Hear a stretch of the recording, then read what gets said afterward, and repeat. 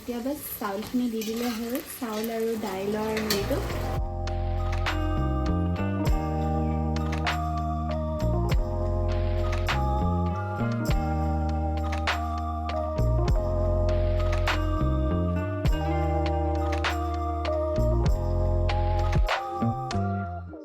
এই জহা চাউল ইউজ কৰিছোঁ ঘৰৰে জহা চাউল মোৰ আইতা মানে মোৰ মাৰ মা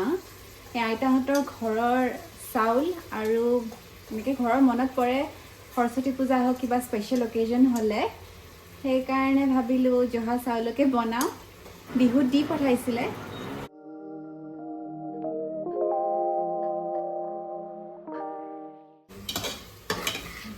আৰু এইফালে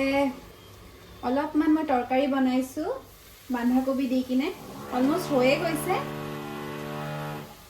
ওপৰত মানুহে কিবা বনাই আছে কনষ্ট্ৰাকশ্যন ইমান শব্দ আহি আছে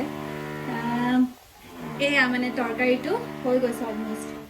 তৰকাৰীটো বন্ধ কৰি দিওঁ বাকী এতিয়া বাছ এই কুকাৰৰ হুইচেলটো লগালে ঢাকনখন মাৰি দিম পানী অকণ দি কিনে হালধি নিমখ আৰু অকণমান ধনিয়া গুড়ি দি কিনে নৰ্মেলি যিটো মানে আমাৰ খিচিৰিটো বনাই আৰু মানে আমাৰ ইফালে সৰস্বতী পূজাটো খিচিৰি খোৱা যায় মেইনলি যেতিয়া কলেজত থাকোঁতে মনত পৰে আৰু স্কুলত থাকোঁতেও সেইটোৱে বস্তু মানে বাহিৰত থাকিলে এনেকুৱা হয় ঘৰৰ মনত পৰে আৰু এই আৰু বনাইছোঁ সৰস্বতী পূজা বুলি চিম্পল খিচিৰি আৰু তৰকাৰী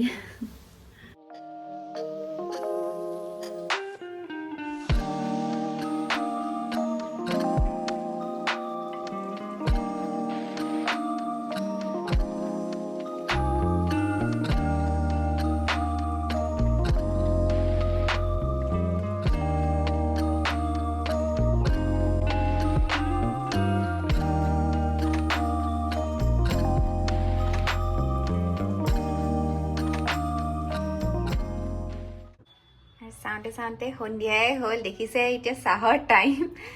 ইভিনিং মানে একাপ চাহ ভাল লাগে খাই আৰু লগতে লৈছোঁ ভুজিয়া আৰু এই মিক্সচাৰটো অলপ জ্বলা থাকে যে মিক্সচাৰটো খাই ভাল লাগে সেয়াই আৰু